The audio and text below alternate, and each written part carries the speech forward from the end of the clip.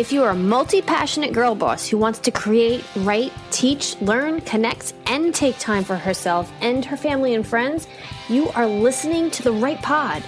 Hi, I'm Lauren Jean, your go-to podcast resource girl and self and business development freak. I love everything related to development, as well as focusing on self-confidence, letting go of control, and following your intuition. All right, let's get down to the good stuff.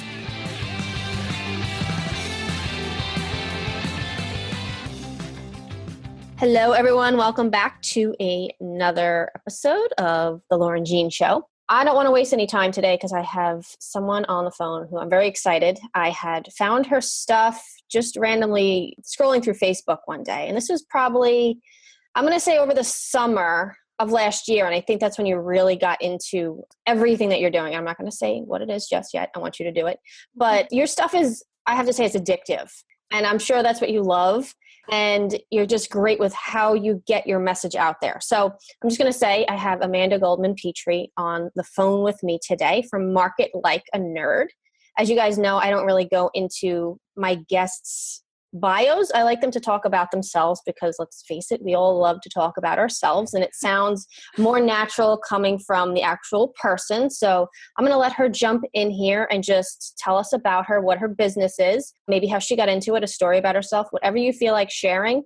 It's pretty much open range for whatever you want to say right here, and there's no filters here. You can say whatever the hell you want. So don't worry about curses or anything like that. Let's just have fun.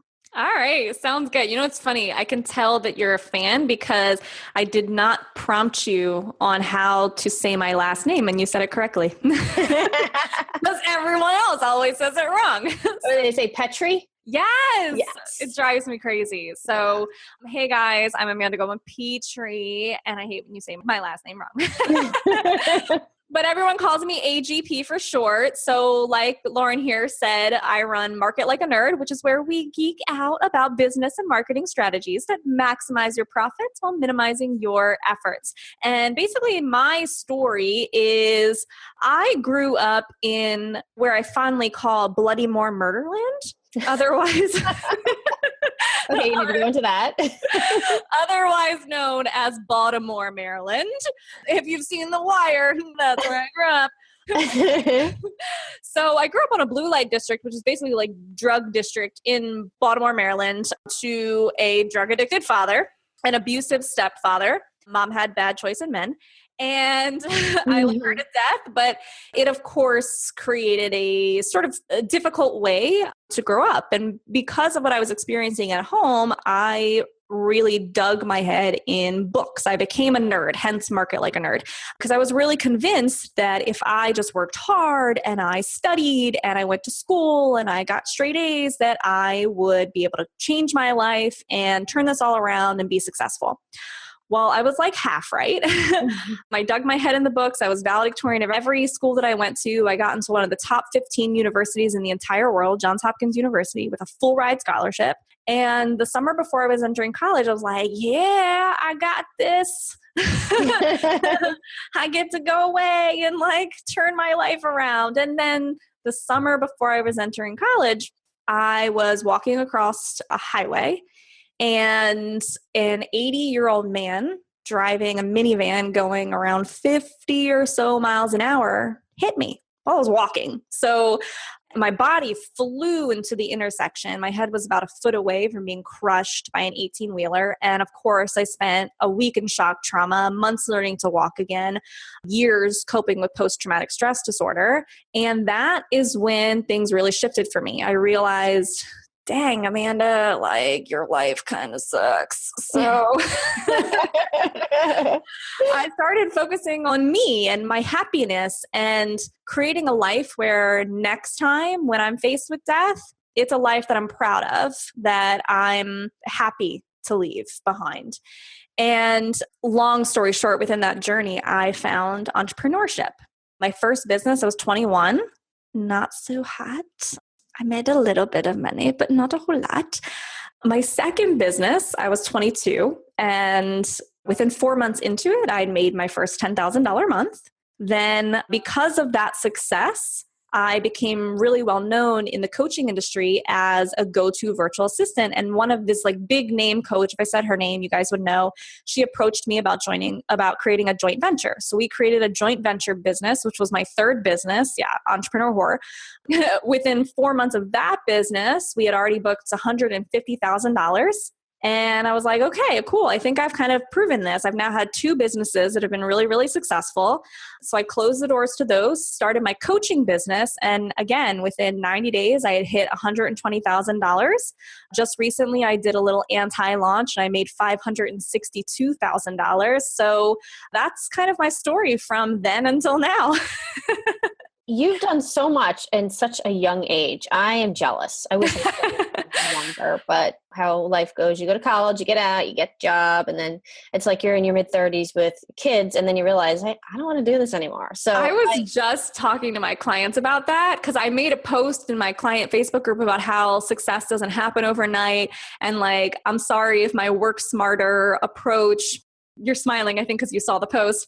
I put it in my free group too about how if I say work smarter, I hope that doesn't make you think that there's no effort, that it can happen overnight. Here's everything I had to fail at and get through in order to be where I am today. And in the post, I said I was 26, and one of my clients was like, what? You're 26? I'm old enough to be your mom. And I'm like, everyone's old enough to be my mom. I love it though. I love that started young, and who knows where you're going to end up in your life at the end of it. It's going to be amazing. So I definitely applaud you for that. It's awesome. And I think it's really going to have an effect on the way the younger generation, even younger than you right now, there's so many opportunities out there for people, and the internet's been around for a long time, but we're finally starting to realize how we can utilize it to help us and to help our lives. And it's kind of what I'm really trying to get my daughter to understand. And she's going to be 9, and she sees me working hard at this and really pushing forward. And I tell her, it's because of you. I want to be around for you. And I want her to be able to do the same thing for her kids. So that's kind of a deeper why. And we all have a why we're doing this. And it's really because of her. Before I had her, I knew I wanted to have kids one day, and I knew I wanted to be around for them. So I've been thinking and trying and doing all sorts of things since I'm going to say 21, 22. So right about where you started, but you've got some juicy stuff that we want to get into, and I don't want to hold off anymore.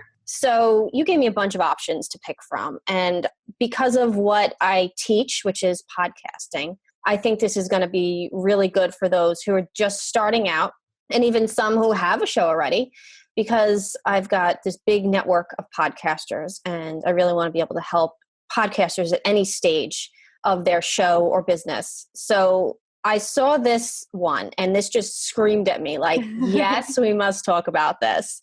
It is how you quickly turned your young podcast, because it's not that old. I know because I've listened to every episode, into consistently generating 10K clients, 10K plus clients. Yeah. So, all right, what the hell are you doing? Let's get into this.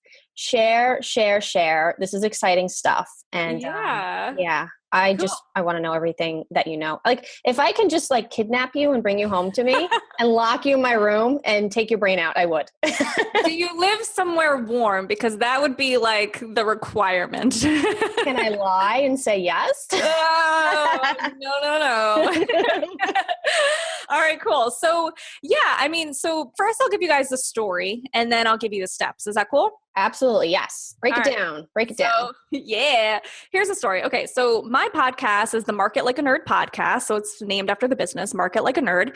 And I launched that podcast in like the very end of June, maybe even July of 2016. So at the time of recording this, that is July to August, September, That's 8 months. Is that 8 months? I can't remember. I would have to do the same thing you just did. But it's been generating income since October. So July to August, I was like September, October. So 3 months, right? Three months. So it's been generating income since 3 months after it was launched, which is really crazy for most podcasters, because most podcasters, they are not generating money that quickly. They're just not. And often that's because they're waiting until they're at the right place to get sponsorships. That's kind of like the go-to strategy for podcasters for how to monetize the podcast, is they assume, hey, I'm just going to build up my downloads, I'm going to build up my listenership, and then I'm going to get some sponsors who are going to put some reels in for the sponsors and they'll pay me for it. And that's how I'll make money off of it. Cause that's what Pat Flynn does. And that's what John Lee Dumas does. And that's what The Art of Charm does. And so we kind of model after those people. And originally when I launched my podcast, the people I was modeling after was them. I was looking at them as kind of like the people who were leading the way in the podcasting industry. Yet I knew that that was really a long-term game. I went into it knowing if I want to make money off of sponsorships, that's not going to be for a while. So I've got to find a way to monetize it now, because look, I ain't got time to be doing something that's not going to be making me money in my business. Right. So I said that with such attitude. I love it though. It's natural. I like making funny voices. I don't know. Anyway, so I went into it with that mindset. Eventually, maybe I'll add sponsorships to it, but I know that's not going to make me money until the long run. So how do I monetize it right now? Because if I'm going to do it, it's got to make me money. So again, going along with the story, it took me 90 days. But in October, I started generating $10,000 plus sales from this podcast, where people would schedule calls with me from the podcast. And I'll talk about how I did that in just a second. And then I would sell them into a high ticket offer. And I've had multiple people who, I kid you not, have found my podcast on a Monday, listened to the podcast, taken action from the call to action, gone and scheduled a call with me, and then have gone on to buy the high ticket offer by Friday. So like in a 1 week time span, they've gone from brand new listener to buyer. And so that's kind of the story. In terms of how to do this in your business, or how I did this in mine, the first tip here is really to understand the formula for how you make money first, and then you can plug podcasting into it, which is basically what I did. I understand how to make money, and then I plugged podcasting into the formula. So here's the formula. It's 2 steps. These are the only 2 steps you ever take when you're making money online. The first is you create an offer, and the second is you send traffic to it. All you ever need to make money are those 2 things, offers and traffic. Offers and traffic. You have to have something to sell, and you have to have people to sell it to. And the more traffic you have and the better the traffic is, the more money you're going to make. The better the offer is, the more money you're going to make. So the money that you make is directly dependent upon your offers and your traffic. So if you know that, if you know that that's how you make money, how do you plug the podcast into it? Well, the podcast isn't really an offer. It's free. You're not going to sell people on the podcast. So it's not the offer. What is it? It's the traffic. The podcast is the traffic source. So you use the podcast as a traffic source to send traffic to your offers. When you think about it that way, the way that you craft your podcast, the way that you promote the podcast, the intention behind the podcast totally changes. So for me, what that looked like was I wanted people to listen to these podcast episodes and then take action that would get them into my offers. So it looked like, so this I guess goes into step 2. So first, understand that formula. The way that you make money is create an offer and then send traffic to it. And number 2 is in using the podcast as traffic, you want to look at your calls to actions at the end of all of your podcast episodes or at the beginning of your podcast episodes, and make sure you're leveraging those calls to actions to move your listeners into taking action that gets them into your paid offers. Whether that means pitching a wait list for an offer, or directly pitching an offer, or pitching a sales funnel where they go and they opt in for the free gift and then the sales funnel takes them into the paid offer, or pitching a phone call. Your business model might vary, what your paid offer is might vary, and how you get them into the paid offer might vary. But fundamentally, that's what you're looking at, is how can you adjust that call to action so that it leads them towards the path into that paid offer. For me, what that looked like was in the beginning of this podcast, all I was doing was I was pitching people to go into my automated webinar funnel, where they would go register for the webinar. It ran every hour on the hour. They would watch the webinar. At the end, I would pitch a phone call. They would then go and schedule the phone call, get on the phone, and buy the high ticket offer. So that was what my call to action was, because that was a funnel that I had tested incessantly and I knew that it worked. So I just used the podcast, the call to action, to send traffic over to that automated webinar. So if you can really get those two things right, understand that the way you make money is create an offer, send traffic, and then leverage the podcast as traffic using the call to action to send traffic into your paid offer, you should be good to go. There were a couple other things that I did. Do you want me to talk about those? Yeah, go for it. Okay. So then, because this is all about traffic, it's not about listenership, it's not about growing my downloads, I did things a little bit differently than the way that most podcasters do it. Most podcasters are all about sending traffic to iTunes. They just want to get their iTunes listenership up. They want to get their iTunes downloads up, because that's the typical route to sponsorships. But again, I wasn't going after sponsorships. I was going after money right now, monetizing it right now, using it as traffic to go to offers. So what I do instead is I actually send them straight to the website page where they can listen to the episode on my website. And the reason why I do this goes back to tip number 2, using your call to action. If I'm driving traffic to my iTunes podcast page, the only link that people can click on is the one in iTunes that says like podcast the website or go to the website. And it takes them directly to the website. It doesn't take them to my call to action unless I change it out every 2 seconds. But for the most part, it's just going to send them straight to my website. And they're not actually going to be going where I want them to go, unless they listen to the episode in iTunes and then they go and they manually type it in, which is a lot of work. And that's a lot to expect of someone. Yeah, I agree with you there, because in the beginning, when I started Vine, I was sending them to iTunes. I'm like, this is not doing anything. No, it doesn't. You want to ultimately send them to your website so they can see everything on that website. You don't want to send them away from your website. This is to create traffic, like you said. Right. And after a while, I'm like, why am I doing this? I actually had the same conversation with myself, because when I first started, I did start doing iTunes because I was just doing what like the big podcasters say. You grow your iTunes downloads and then you get sponsorships later on. And then after I want to say it was like a week or 2 of doing this, I was like, this is stupid. Yeah. This does not make sense as a marketer. I'm a marketing expert, and I'm looking at this and I'm just like, this does not make sense. I am driving them away from my website. And when I give them a call to action on the podcast, they have to physically go into their computer or go into their phone and type it all out and remember it. That's not going to work. So, and me, I really want my guests to love being on my show. So I want to do the best job getting them traffic, getting people to take action on their calls to actions too. So it's not just for me, it's also for them. And so I thought about it and I was like, if I send traffic to the episode on my website is optimized so that when they're ready for the call to action, they can just click on it and go out to the page.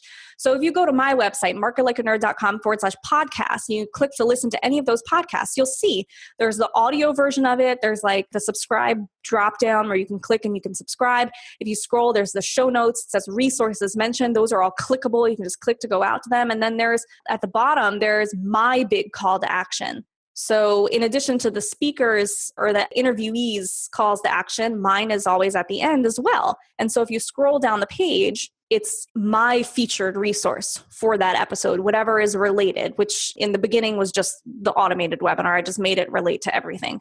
So the website, they don't have to go and type it in. It's there. They just have to click it and they get sent out to the landing page, the sales funnel, whatever, the sales page to go and take the action that I've asked them to take. So I kind of threw away the advice from a lot of the top podcasters who say to go for the iTunes downloads. And instead I went with what's going to get me the most amount of traffic. Do you want to hear something? I think you might really find this interesting. I listen to so many podcasts in the morning when I'm at work. And oh my God, I don't even remember which one it was. But I listen to a lot of podcasts on podcasting because I just like to get the latest thing, what's going on. There was this one that he did a test to see the effectiveness of iTunes and how it can spike your downloads as opposed to any other directory. I think you're going to find this one interesting if you don't know it already. So he started a new show just as a test, so didn't use his regular show. And he didn't put it in iTunes right away. He just did the regular promoting it himself on 2 platforms. I think he said Facebook and Twitter. And that was really it. And he said his little show in the beginning, he said he got like 30 downloads a day or something like that. And then he decided, I think a month later, to put it in iTunes and to see what the spike was. There was no spike at all. Nothing. Yeah. You know, it's funny. I noticed that I got more downloads when I didn't go to iTunes. And I think it was largely because not all of my followers use iTunes. And if you send people, like if you give people the link to iTunes, it has to like open up in the computer and then like kind of load. And in some cases, iTunes is wonky. So like they'll click on the link, they'll go to iTunes and then it still won't load. So they have to go and like type it in their browser to go to the episode. Yeah. But with the website, you just click it, go straight there. And actually, I had a lot of my followers who would come to me and say, do you have this available on some other platform? Because I don't use iTunes. So I actually got more downloads when I switched to just doing website call to action than giving them the iTunes link. So I'm not surprised at all. Yeah, it's interesting though, because I mean, podcasting started with Apple and iTunes. So you would think that it would be the most effective. And I do think it's the biggest one. But people aren't necessarily going to that to find shows. People who are crazy about podcasts like me, this is where I search for things, but I don't necessarily listen to them in iTunes. I listen to them in different directories or people's websites and ones that I really like. Like I listen to your show through your website or through Stitcher. Usually, not through iTunes because, I mean, the podcast icon on the phone is kind of screwy sometimes. Yeah. So I go to other places and I found Stitcher. So yeah, it's not about the iTunes, but I think it's just another directory really. And it's the biggest and it's the first. That's really all I think that it has. It's got a lot to offer. Yeah. But I just found that really interesting. Yeah, it is. I mean, and that's really how I treat it. I treat it like it's just another directory.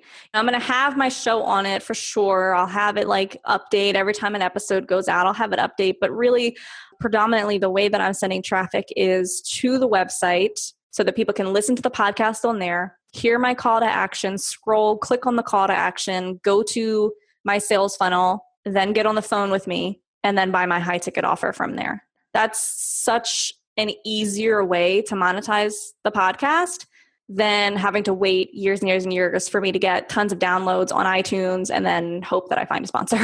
Yeah, I completely agree with you because I'm not about the sponsorship either. I'm really not. It's just not something that ever sat with me right because I felt like I had to just climb through all these hoops to get something that wasn't going to be as effective as I would hope it would be. Yeah. Not knocking it, just not for me. Yeah, no, I agree. I mean, maybe in the future I will end up doing sponsorships, but like I said, that's a long game. If you want money in the short term, which is what I'm good at, I'm good at the cash injection, then you've got to look at the podcast as a traffic source and use it to go into your paid offers. Now, if I had to say like what's the hardest part about this model, it's making sure that you have a call to action, a sales funnel that is actually going to work. Because for me, I had already redone my automated webinar like 5 times before I used it in my podcasting. I knew that my sales funnel worked because I had tested it on my list. I had tested it to Facebook ads. I had already made money from that funnel before. So it was just a matter of sending traffic to it. So that's probably the hardest part of this model. I'll be totally honest, like creating the podcast, pretty easy, understanding traffic plus offers, pretty easy, like promoting your podcast to your website versus iTunes, that's pretty easy. The hardest part of this formula is having a sales funnel that you can include the call to action for in your podcast episode that gets them into the paid offer. So if you'd like, I can share a little bit about how to do that.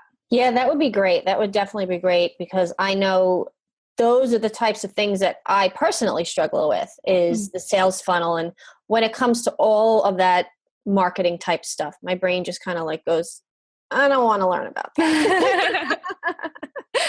Fair enough.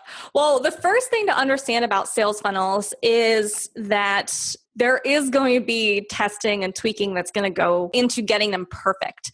Because with any sales funnel, there's a lot of places where you can lose money. There's a lot of places where you can lose leads. So like mine was an automated webinar funnel. So people have to opt into the landing page, then they have to show up, then they have to stay until the end, then they have to go to my scheduling calendar, then they have to come onto the call, and they have to actually buy from the call. So all of those places, all of those actions, those are all places where you can lose people. So those are all places that have to be working just right in order for the entire funnel to work. So as you can imagine, you have to get a little retentive and get every single solitary piece working right. So it does take testing. Like I said, I redid my webinar 5 times before it actually made me money, before I made all of my money back. I think I had to spend like $2,000 in Facebook ads just to get the webinar working so that, you know, I knew it was perfect and I could just send traffic to it to make money back. So just know that first and foremost about sales funnels. Now, because of that, what I recommend is you build up your list first, and then you test the sales funnel with your mailing list. That way you don't have to waste Facebook ads on a funnel that doesn't work like I did. So if you build up your mailing list, you can just send the sales funnels to your mailing list, and your mailing list serves as the traffic going through the funnel, and you see if it works. And if it doesn't work for your mailing list, which is usually warmer traffic, you can be pretty certain it's not going to work with cold Facebook advertising traffic. Yeah, that makes sense. Yeah, so build up your mailing list first, then create the sales funnel, launch it to your list. If it works, great. You can send Facebook ad traffic to it. You can put a call to action in all of your podcasts and have the podcast traffic go to it. If it doesn't, you've got to tweak it, then relaunch it to the list, tweak it, relaunch it to the list until it works. And then you can send all of the traffic in the world that you want to it. Yeah, that makes a lot of sense. I can see you've been through a lot and tested a lot. I don't call myself a marketing nerd for no reason. Yeah, right? You must really love this stuff. Definitely really love this stuff. This has all been great stuff. And I like it simple. And you explained it very simple. Can you just run through it one more time, sort of like just sum it up? And quick recap? Yeah, quick recap. That would be awesome. Absolutely. Okay, cool. So first, in order for you to monetize your podcast without sponsorships, you want to understand, and monetize anything, honestly, in your business, you want to understand how to make money, period. The way you make money is 2 steps. You create an offer, and then you send traffic to it. So when you look at how to plug podcasting into that formula, the podcast is the traffic. So you use the podcast in the form of the call to action at the end of the podcast to send traffic to those offers, whether that's going directly to the sales page, a phone call, or a sales funnel like what I was talking about. One way or the other, in that call to action, you send traffic to that paid offer. Now, because all of this depends upon one, getting traffic into the podcast and then getting the podcast listeners to take action in the call to action, I highly recommend that instead of sending your listeners to iTunes, you send them to your website where it's easier for them to click on the call to action. You want them to listen, hear your call to action, click on the button, and then go out to whatever the funnel is. Yeah, it makes complete sense. All right, cool. Very cool. You just make it so simple. You really do. Like, I don't really know what else to ask you because I feel like we've gone through everything, and I love that. Is there anything else that you want to add? Well, I will tell people that I think when you're just starting out, automated webinar funnels are probably the easiest one to do. Like, there's a lot of people out there who teach sales funnels, like Russell Brunson, Stephanie Nikolic, who else? I can't remember. Ryan Dice. There's a lot of people out there who teach sales funnels. So there's a whole bunch of one. There's like automated video funnels, automated challenges, tripwire funnels. I don't know. Lots of them. There's lots of different funnels. I've tried nearly all of them. And what I can tell you is the automated webinar funnels, there's a reason why there's so many people teaching them. And it's because they really, really work, and they're a lot easier to get right than some of these other ones. Like, if you think about it, like I said, there's all these holes where you can lose people. There's actually less holes in an automated webinar funnel than there is in, say, like a video funnel where you have 3 videos. Like the Jeff Walker model, I think it's like 3 or 4 videos, and then you launch something at the end of it. Yeah. And there's so many places where you can lose people in those because they have to go through so many videos and so many steps. Same thing with challenges. There's like a wave of people right now who are talking about challenges, like 5 to 7 day challenges. And let me tell you, they are not making anywhere near as much money as I am. I think part of the reason, because I've ran challenges before, and there's just a fundamental flaw with those funnels, and it's that there are so many holes. There are so many places for you to lose people. It's almost impossible to perfect the funnel unless you are just constantly tweaking it. So the webinars, they have the least amount of holes. It's one of the shortest funnels that you can do besides maybe like a tripwire. So they are the types of funnels that I would start with, get really, really good at them. Like an automated webinar funnel that leads into a phone call. That is the easiest funnel to start with. And if you can master that, then you've got that experience under your belt, and then you can go and you can tackle some of the more complicated ones. Yeah, that makes sense. That definitely makes sense. Because I know I like the video series thing, but then you kind of forget about it. You get into your day and you're like, oh shit, I missed that one. Oh well. And you kind of forget why you were there in the first place because there's so much information coming through. I actually use the video ones in a very different way than a lot of marketers do. Like I said, the Jeff Walker style is you release one video, then I think like a day later you release the next, and it's 3 videos, and then you send them to your sales page or whatever. I do those at the end of my webinars. So if I don't make money off of my webinar, then I send them into the videos. And every single video has a call to action. Every single one does. Because the real issue with challenges and webinars is there's no call to action until the end. And by then you've lost like 90% of the people who have gone through it. But if you have a call to action all the way through, after day 1, there's going to be some people who are ready. After day 2, there's going to be some people who are ready. After day 3, there's going to be some people who are ready. So you get them as they're ready. You want to get them when they're excited. Yeah, get them while they're hot. Yeah, exactly. Damn girl, you know this shit. That's right. Yeah. I have one more question for you. Since this is teaching, getting people to, no, you're going to answer this. I don't care. As a new podcaster, because I do interview podcasters to help others learn. Sure. I just want you to give me maybe something that was challenging for you when you started your podcast, maybe something that you were completely lost on, or maybe you get to the point where you just wanted to throw your computer across the room. Something like that. Like, what was something that came hard to you as someone starting a podcast? Yeah. So 2 things. Can I cheat a little and give you 2 instead of 1? Absolutely. All right, cool. So the first, we were talking about this a little bit beforehand, was audio. Because I really, really wanted it to sound great. I was listening to Pat Flynn and John Lee Dumas, and they are complete audio nerds. And I'm sorry, but I could not understand how to use, God, what is that mic that they use? I can't remember. They've got some like really complicated mic, and that was not happening. Mm-hmm. So I went through 3 different mics, and I had this one podcast editor at first who I wanted to strangle him, because every time I would record something, he'd be like, no, the audio's not good enough. And I have to go and record it, and he'd be like, no, the audio's not good enough. I'm like, damn it sounds the same. Or no, then he would be like, oh no, that audio's better. And I'd be like, it was the same thing. It was the same thing. Come on, making this up. So getting the audio right was something that was very aggravating for me at first. And I think ultimately it came down to just getting really good equipment. At first I had a Blue Yeti, and it was just not good. It was not good audio for me with the Blue Yeti. Then I got the ATR 2100, and that was really good. And now I have the Rode microphone. This is even better. So that really helped. And then the other thing that helped was just not caring. Caring, but not really, kind of releasing myself from the perfection. Yes. Of it has to be perfect audio. So that was the first struggle.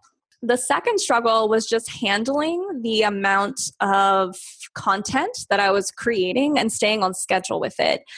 I am a content whore. I like creating content, but I did find the podcast to be the most amount of effort that I've ever put into content before. Like I said, I wanted to really go all out and do it the right way.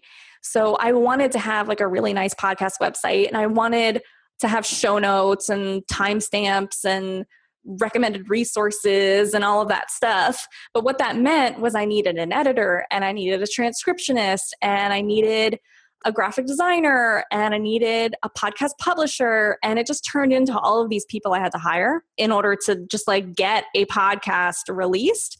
And it really, the time just really, really stacked up. And actually recently I decided that I'm releasing myself from the management of the podcast because it's too much to manage with the amount of people that we're interviewing, with the quality of people that we're interviewing, with the amount of tasks that we have that go into creating a high quality podcast. It's too much for me to manage myself. So I hired a podcast manager. She's full-time. I'm paying her $4,000 a month, but damn it, I don't have to do anything anymore. That is totally awesome. I love that. Yeah, there's a lot that goes into it if you want it to be almost, I don't really like to use the word, but perfect in a way. I wanted it to be quality. I wanted to have a podcast that would become known, that people would remember. And by all accounts, I think I succeeded. Obviously, I have very, very loyal listeners. I make sales from the podcast, and it's only been around for a few months. I've been listed in multiple, not directories, like featured lists for like top podcasts for creative entrepreneurs, top podcasts to listen to in 2017, those types of things. So I think I accomplished the goal. I just underestimated how much effort would go into it. But yeah, I think that's probably the way to put it, is I underestimated how much effort would go into the podcast. Yeah, definitely. Especially when you are like the stage that you are in your business. Oh, that was the other thing. I started out with 3 episodes a week. Then I went to 2 episodes a week, and now I'm at 1 episode a week. So because I went into it wanting it to be like this really grand thing, I was like, of course I have to publish often. I have to publish 3 times a week because everyone else is publishing 5 times a week, which is a total it's not true. No. I just told myself that story. And what I should have done is I should have gone in originally just doing 1 episode a week and then gotten consistent with that so that it didn't drive me crazy, and then increased from there, which that would have been a much, much smarter way of doing it. I did the complete opposite. I went in trying to do 3 a week. Then I went to 2 a week. Now I'm at 1 a week, and I'm like solid. I'm like 3 months ahead in my schedule now. So that's awesome though. Yeah. It's hard when you have so much to say because, I mean, you get one piece of content and then you can just break it down and break it down and break it down and break it down. And it just doesn't ever stop. Ever. Really doesn't. I know every time I have a thought, I'm like, oh, the podcast, another thought. So I think about how many thoughts you have a day, right? How many thoughts you have a day related to your business or your passion or whatever it is. And then you just want to talk about everything. Yeah. It's never ending. I have found that interviews are easier for that reason. Interviews are easier than doing the solo shows, because with the solos, you literally do have to be coming up with content all the time. Yeah. But interviews, it's on them to come up with the content, and then you just kind of weave your expertise into it. And that's my 1 show a week is now only interviews for that exact reason.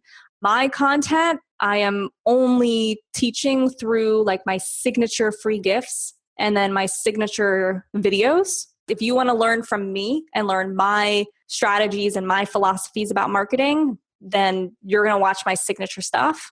And then the podcast is going to be other experts. Yeah, that's awesome. That's awesome. And it still gives you that platform to obviously sell, which is the reason for it.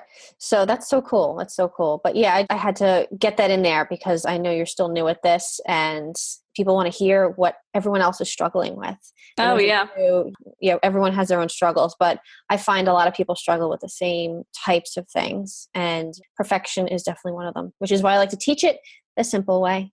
And then after their show's up, they can change it and do more research or come to me and ask questions and just go crazy with it and really make it into something amazing. And you put the perfect word on it, was perfection. So in both of those examples, that's what it was. I wanted the audio to be perfect, and I wanted the podcast in general to be perfect. So I was trying to go just like above and beyond and do all these super unnecessary things and do way more content than I really had to because I wanted it to be perfect. And when I realized that, I released myself of the perfection, and now it's still a great quality, and I still have great listeners, and I still make sales from it, and I'm doing less work now.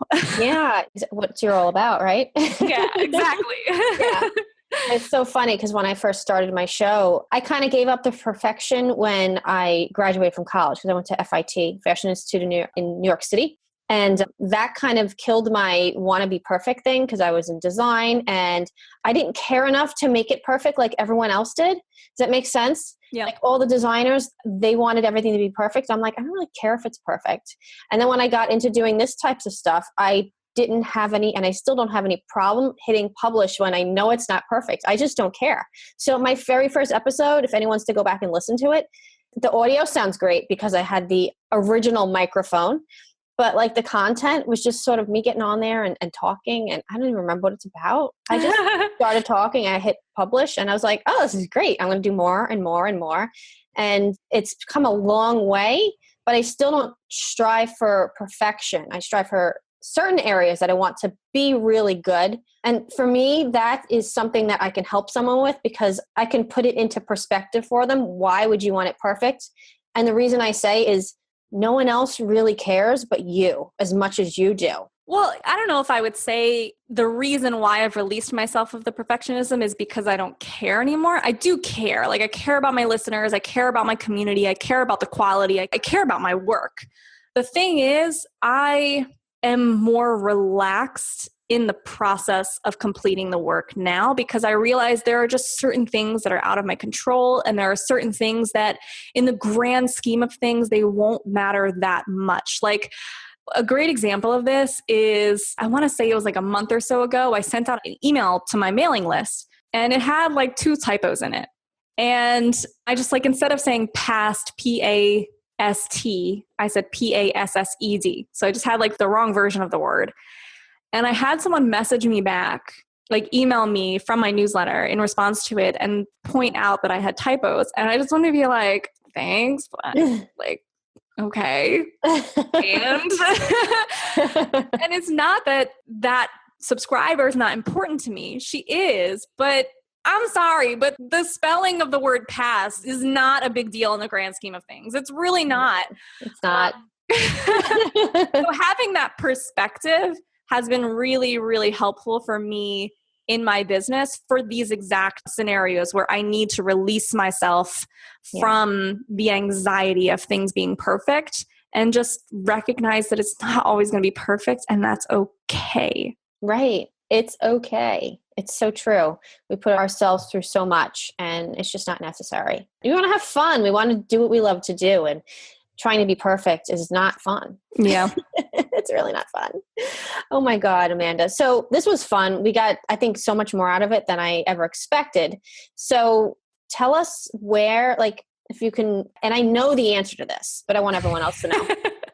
The one place we can find you, because I don't like to send people all over the place. So what is the one place that you want everyone to go to find out all of your stuff? Yeah, the absolute best place to find me is in my free Facebook group, the Market Like a Nerd official group, which if you just go to Facebook and you type in Market Like a Nerd, you'll find it. But the quick link to it is marketlikeanerd.com/Facebook. And that will redirect you to the group where you just click request to join and we'll add you in. It's free. I'm in there mingling pretty much every day. Lauren's in there causing trouble all the time. But yeah, it's a nice place to kind of geek out about business and marketing and have fun with other nerds who are trying to make money in their businesses too. Yeah, it definitely is. Definitely is. Well, Amanda, thank you so much for being here and doing this. I really appreciate it. I had a ton of fun. And I actually got to talk to you face to face for the first time. That was fun. That was fun. But yeah, thank you for being here. And I will see you in the group. Sounds good. Bye, guys. Bye. Thank you so much for being here. I hope you got tons of useful information out of the show today. If you want to grab the resources and links that you have heard in the show, you can go to the blogcast section on my website at thelaurenjean.com. Or if you just want to listen to the pretty pod player, you can check out the podcast tab on the website. Again, that's www.thelaurenjean.com. Talk to you guys next week.